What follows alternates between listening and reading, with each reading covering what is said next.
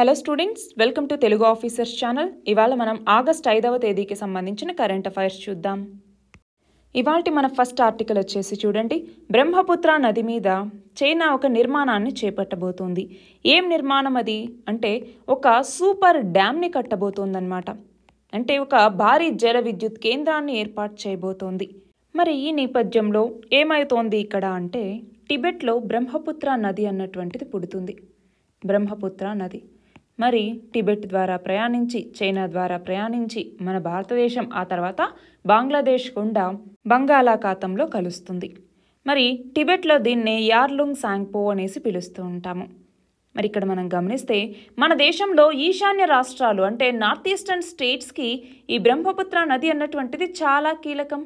ఎందుకు అంటే ఇలా యూ షేప్లో ప్రవహించి ఇక్కడ మన దేశంలోకి ఇదంతా ఇండియా అన్నమాట. ఇండియాలోకి ఈ బ్రహ్మపుత్ర నది అన్నటువంటిది ప్రవహించి ఆ తర్వాత ఇక్కడ బంగ్లాదేశ్ ఉంటుంది. ఆ బంగ్లాదేశ్ ద్వారా ఇది బంగాళాఖాతంలో కలుస్తుంది. మరి ఆ నేపథ్యంలో ఇప్పుడు చైనా అన్నటువంటిది ఇక్కడ ఈ రీజియన్ మొత్తం చైనాకి సంబంధించింది అనుకుందాం. సో అప్పుడు చైనా ఇక్కడ ఏ చిన్న ప్రాజెక్ట్ అన్నటువంటిది కట్టినా దానివల్ల వాటర్ రావడం ఆగిపోయింది అనుకోండి, అప్పుడు మన ఈశాన్య రాష్ట్రాలు నీటి ఎద్దడిని ఎదుర్కొంటాయి. అదే ఒక్కసారిగా డ్యామ్స్ ఏమన్నా కట్టినప్పుడు గేట్స్ ఎత్తేసారనుకోండి, అప్పుడు వరద ముంపు అన్నటువంటిది వస్తుంది. నార్మల్గానే వర్షాకాలంలో ఈ బ్రహ్మపుత్ర నది వల్ల వరద ముంపు అనేది ఎప్పుడూ ఉంటుంది. కానీ ఇప్పుడు ఏమవుతుంది, ఇక్కడ ఒక అతి భారీ జల విద్యుత్ కేంద్రాన్ని చైనా నిర్మించబోతోంది. ఒకవేళ ఇది గనక నిర్మిస్తే అప్పుడు మన భారతదేశం చాలా ముప్పును ఎదుర్కోవాల్సి వస్తుంది అన్నట్టుగా ఈ ఆర్టికల్. అయితే ఇక్కడ మనం ఒకటి గమనించాలి, రెండు దేశాల మధ్య కూడా 2002లో బ్రహ్మపుత్ర జలాల మీద ఒప్పందం కుదిరిందనమాట. ఏమని అంటే మే 15 నుంచి అక్టోబర్ 15 వరకు బ్రహ్మపుత్రకి సంబంధించినటువంటి హైడ్రలాజికల్ విషయాలన్నీ అంటే జల సంబంధ విషయాలన్నీ కూడా చైనా భారత్తో పంచుకోవాల్సి ఉంటుంది. దాని తర్వాత 2008లో, ఆ తర్వాత 2013లో, ఆ తర్వాత 2018లో కూడా అనుగుణంగా మార్పులు చేస్తూ వచ్చారు. 2023కి ఇది పూర్తయిపోయింది. మరి దాని తర్వాత మళ్ళీ కొత్త ఒప్పందమే జరగలేదు. ఆ నేపథ్యంలో ఈ ప్రాజెక్టును నిర్మించబోతోంది చైనా. మరి దీనివల్ల భారతదేశం అన్నటువంటిది ప్రమాదంలో పడబోతోంది. ఒకవేళ యుద్ధ పరిస్థితులు తలెత్తితే ఆ ప్రాజెక్టులో నీటన్నింటినీ ఒక్కసారి చైనా విడుదల చేసిందనుకోండి, ఆ వాటర్ అన్ని ఒక్కసారి మన నార్త్ ఈస్ట్లోకి వచ్చి పడతాయి. దీన్ని వాటర్ బాంబ్గా అభివర్ణిస్తూ ఉన్నారు. మన నెక్స్ట్ ఆర్టికల్ చూడండి, ఆడపిల్లల్ని అమ్మేస్తూ ఉన్నారు. ఇక్కడ హ్యూమన్ ట్రాఫికింగ్ గురించి మాట్లాడుతూ ఉన్నారనమాట. హ్యూమన్ ట్రాఫికింగ్లోకి వచ్చేసరికి ఆడవాళ్ళు కావచ్చు, మగవాళ్ళు కావచ్చు. మగవాళ్ళని ఎందుకు పని కోసం, అలాగే ఆడవాళ్ళని ఎందుకు వివిధ రకాల పనుల కోసం, చిన్న పిల్లలు కావచ్చు, వీళ్ళందరినీ కూడా అమ్మేస్తూ ఉన్నారు. అంగడి సరుకుగా ఆడబిడ్డలు మారిపోతూ ఉన్నారు అన్నట్టుగా ఈ ఆర్టికల్. మనం చూస్తే మన దేశంలో 2018-22 మధ్య సుమారు 4 లక్షల మంది మహిళలు, దాదాపు 1.27 లక్షల మంది చిన్నపిల్లలు మాయమైపోయారు. అందులో చాలామంది యొక్క ఆచూకీ అన్నటువంటిది లభించింది, కానీ అదృశ్యమైనటువంటి వాళ్ళు చాలామంది, దాదాపు 2 లక్షల మంది మహిళలు, 46,000 మంది పిల్లల యొక్క ఆచూకీ అన్నటువంటిది ఇంకా తెలియరాలేదు. అంటే మహిళల్ని అపహరించటం, అదృశ్యం చేయటం, ఆడపిల్లల్ని అపహరించటం, అదృశ్యం చేయటం ఇలాంటి కేసులు అన్నటువంటివి ప్రతి సంవత్సరం పెరిగిపోతూనే ఉన్నాయి. అంటే ఇక్కడ మానవ అక్రమ రవాణా అన్నటువంటిది ఆగట్లేదు. దాంతో ఎన్నో కుటుంబాల్లో విషాదం చోటు చేసుకుంటుంది అన్నట్టుగా ఇక్కడ చెప్తూ ఉన్నారు. సో ఈ నేపథ్యంలో మనకి ఎగ్జామ్ పాయింట్ ఆఫ్ వ్యూలో హ్యూమన్ ట్రాఫికింగ్కి సంబంధించి కాన్స్టిట్యూషనల్ ఆర్టికల్స్ ఏమైనా ఉన్నాయా అన్నటువంటిది ఇంపార్టెంట్. సో మన రాజ్యాంగంలో ఉన్నటువంటి ఆర్టికల్ 23 అన్నటువంటిది ఈ హ్యూమన్ ట్రాఫికింగ్ ఏదైతే ఉందో దీన్ని ప్రొహిబిట్ చేస్తుంది. అంతేకాదు బేగార్ సిస్టమ్ అంటామంటే ఏంటి, ఫోర్స్డ్ లేబర్ వితౌట్ పేమెంట్, దీన్ని కూడా ప్రొహిబిట్ చేస్తుంది. అలాగే ఆర్టికల్ 24 ఏమని చెప్తుంది, పని ప్రదేశాల్లో 14 సంవత్సరానికన్నా తక్కువ ఉన్నటువంటి పిల్లల్ని డేంజరస్ జాబ్స్లో పెట్టకూడదు. ఫర్ ఎగ్జాంపుల్ ఫ్యాక్టరీస్ కావచ్చు, మైన్స్ కావచ్చు, వీటిలో పెట్టకూడదు అన్నట్టుగా చెప్తుంది. అంతేకాదు ఇమ్మోరల్ ట్రాఫిక్ ప్రివెన్షన్ యాక్ట్ అనేసి 1956లో తీసుకొచ్చారు. అలాగే పోక్సో చట్టం అన్నటువంటిది ఉంది, 2012లో తీసుకొచ్చారు. అలాగే మనం చూస్తే సార్క్ కన్వెన్షన్ కూడా ఉందన్నమాట, దాన్ని ఇండియా రాటిఫై చేసింది కూడా. అలాగే UNCTOC ఏంటిది, United Nations Convention on Transnational Organized Crime అంటాం. దీని ద్వారా ఉమెన్ అలాగే చిల్డ్రన్ ఎవరైతే ఈ ట్రాఫికింగ్కి గురవుతూ ఉన్నారో ఆ ట్రాఫికింగ్ని సప్రెస్ చేయటం, పనిష్ చేయటం, ప్రివెంట్ చేయటం కోసం తీసుకొచ్చినటువంటి ప్రోటోకాల్ ఇది. దీన్ని కూడా ఇండియా రాటిఫై చేసిందనమాట. మరి ఇలాంటివి చాలా తీసుకొస్తూ ఉన్నారు. కానీ దాన్ని ఈ యొక్క హ్యూమన్ ట్రాఫికింగ్ని ఎంతవరకు అడ్డుకుంటున్నామన్నటువంటిది చూడాలి. మనం చూస్తే హ్యూమన్ ట్రాఫికింగ్కి మేజర్ కాజెస్ ఏంటి? పావర్టీ కావచ్చు, జెండర్ ఇన్ఈక్వాలిటీ కావచ్చు, పొలిటికల్ ఇన్స్టెబిలిటీ కావచ్చు, కరప్షన్ కావచ్చు, ఆర్గనైజ్డ్ క్రైమ్ కావచ్చు, అలాగే మనం కనుక చూస్తే dowry related violence, child marriages ఇవన్నీ కూడా కారణాలు అవుతున్నాయి. కానీ దీనివల్ల చాలా ఇంపాక్ట్స్ వస్తున్నాయి. ఫర్ ఎగ్జాంపుల్, ఆ విక్టిమ్స్ ఎవరైతే ఉంటారో వాళ్ళని ఫిజికల్గా, సైకలాజికల్గా అబ్యూస్ చేయటం, వైలెన్స్, వాళ్ళ ఒక ట్రామాలోకి వెళ్ళిపోవటం, అలాగే హ్యూమన్ రైట్స్ అన్నటువంటివి అక్కడ వైలేట్ అవుతున్నాయి. అవునా? వాళ్ళ యొక్క ఫ్రీడమ్, వాళ్ళ యొక్క డిగ్నిటీ, వాళ్ళ యొక్క సెక్యూరిటీ ఇవన్నీ కూడా థ్రెట్లో పడినట్టే. ఎకనామిక్గా కూడా ఎక్స్ప్లాయిట్ అవుతూ ఉన్నారు. అలాగే సోషల్ ఫ్యాబ్రిక్లో చాలా అంటే ఫ్యామిలీస్ కావచ్చు, కమ్యూనిటీస్ కావచ్చు, వీటన్నింటిలో ఈ హ్యూమన్ ట్రాఫికింగ్ వల్ల చాలా డిస్రప్షన్స్ అనేవి వస్తూ ఉన్నాయి. సోషల్ సపోర్ట్ నెట్వర్క్ పోతుంది, రిలేషన్స్ అనేవి దెబ్బతింటాయి. అవునా? సో వీటన్నింటి వల్ల ఏమవుతుంది అంటే వీళ్ళలో ఒక ట్రామా అన్నటువంటిది రావడానికి చాలా అవకాశాలు ఉంటాయి. అంతేకాదు సైకలాజికల్ ఇంపాక్ట్ చాలా ఉంటుంది. యాంగ్జైటీ కావచ్చు, డిప్రెషన్ కావచ్చు, పోస్ట్ ట్రామాటిక్ స్ట్రెస్ డిజార్డర్ కావచ్చు, అలాగే పక్కన వాళ్ళ మీద ట్రస్ట్ని కోల్పోవటం కావచ్చు, మాల్ న్యూట్రిషన్ కావచ్చు, ఇలాగా చాలా ఇంపాక్ట్స్ అన్నటువంటివి వీళ్ళ మీద పడతాయి. మరి ఇప్పుడు ఏం చేయాలి? ప్రతి చోట నిఘా అన్నటువంటిది ఏర్పాటు చేయటం, ఇలా పిల్లల్ని కానీ మహిళల్ని కానీ లేదంటే ఎవరినైనా కూడా హ్యూమన్ ట్రాఫికింగ్ చేయకుండా మానవ అక్రమ రవాణాకి పాల్పడేటటువంటి ముఠాల్ని కఠినంగా శిక్షించటం కావచ్చు, చట్టాలని కఠినంగా అమలు చేయటం కావచ్చు, ఇలాంటివన్నీ కూడా జరగాలి. మన నెక్స్ట్ ఆర్టికల్ చూడండి. బంగ్లాదేశ్లో మళ్ళీ హింస అన్నటువంటిది వచ్చింది. 100 మందికి పైగా మృతి చెందారు.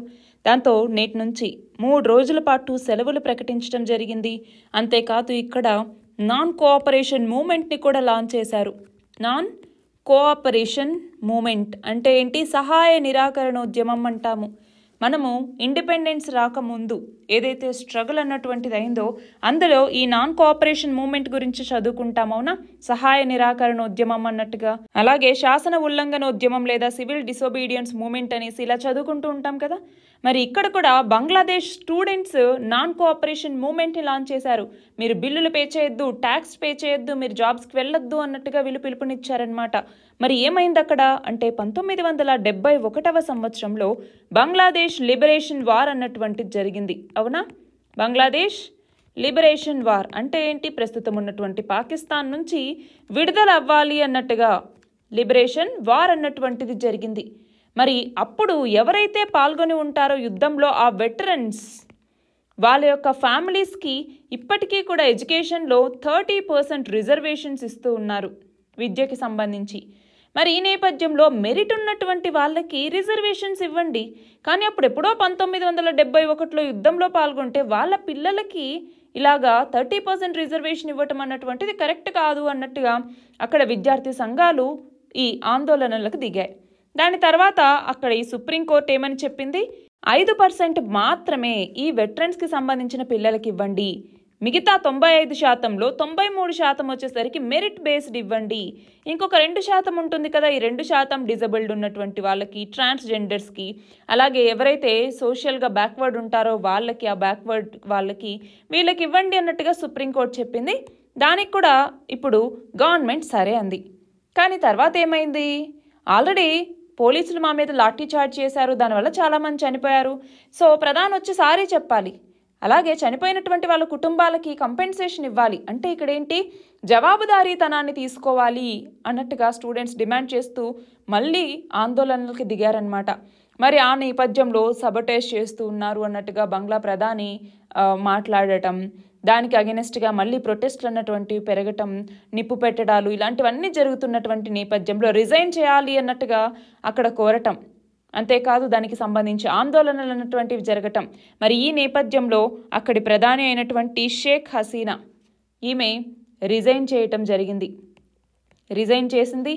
45 నిమిషాలు, అరగంట ఈమెని దేశం వదిలి వెళ్ళిపోండి అన్నట్టుగా అక్కడ ఆర్మీ టైం ఇస్తే ఏం చేసింది? అక్కడి నుంచి మన భారతదేశంలోని త్రిపురకి వచ్చిందనమాట.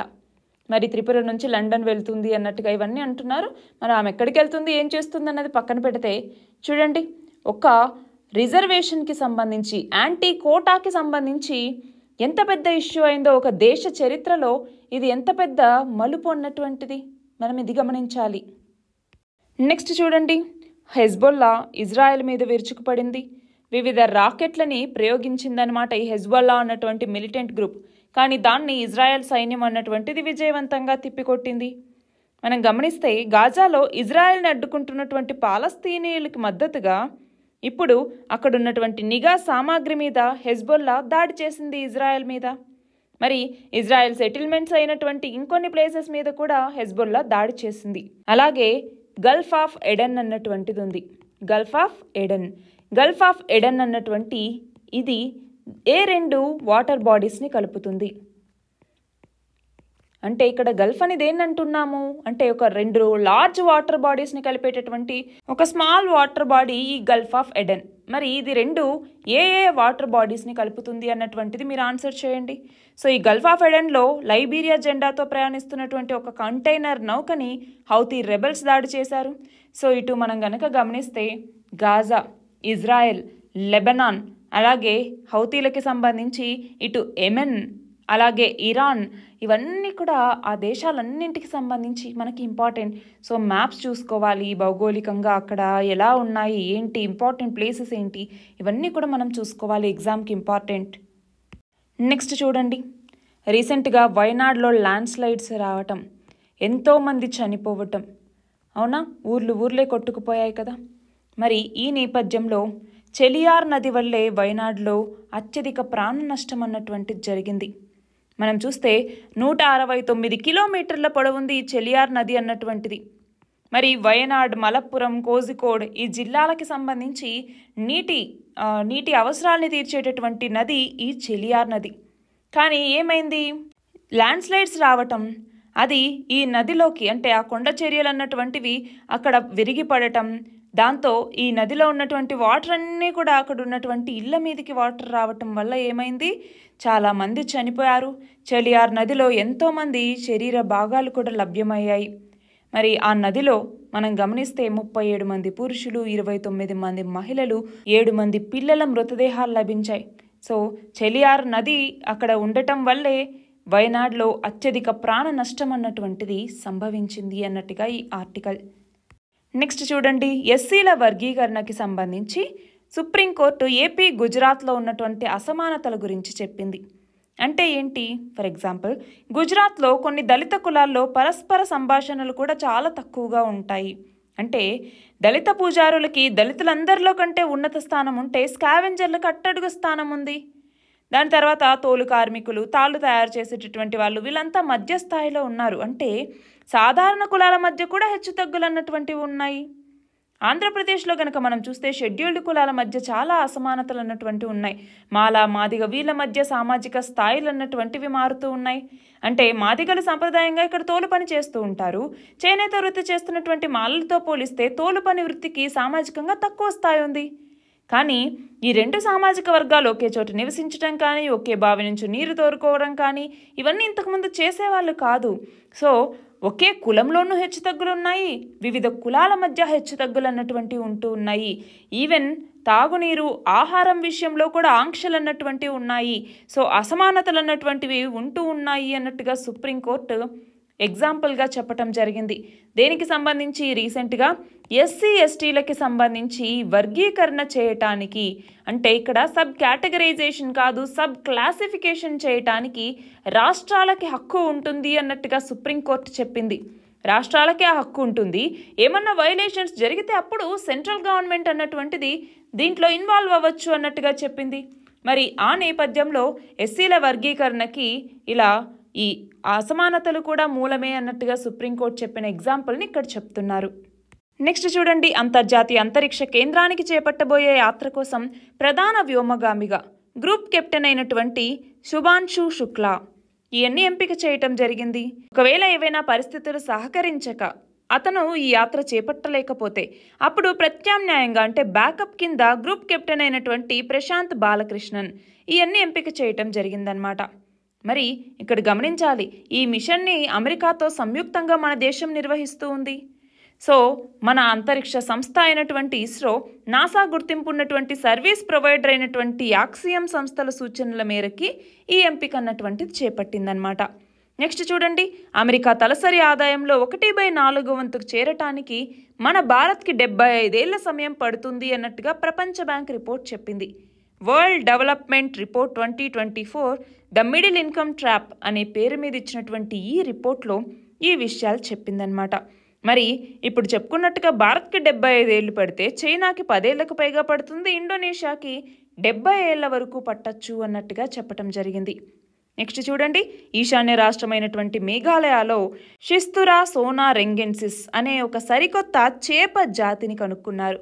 బంగ్లాదేశ్ సరిహద్దుల్లో ఉన్నటువంటి దక్షిణ గారో హిల్స్ జిల్లాలో దీన్ని కనుక్కోవటం జరిగింది.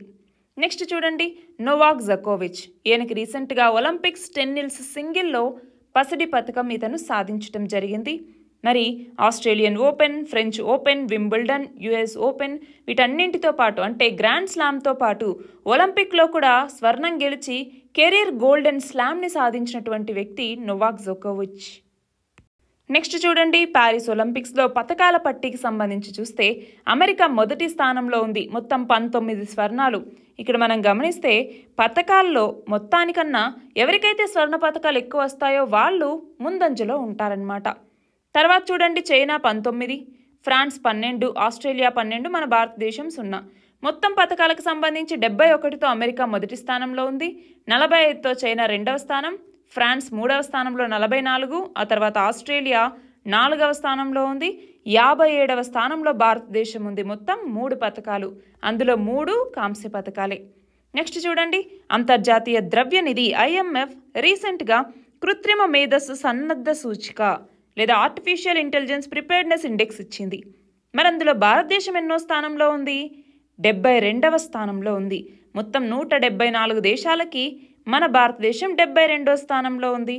మరి చివరి స్థానంలో సౌత్ సూడాన్ అన్నటువంటిది ఉంది, మొదటి స్థానంలో సింగపూర్ అన్నటువంటిది ఉంది.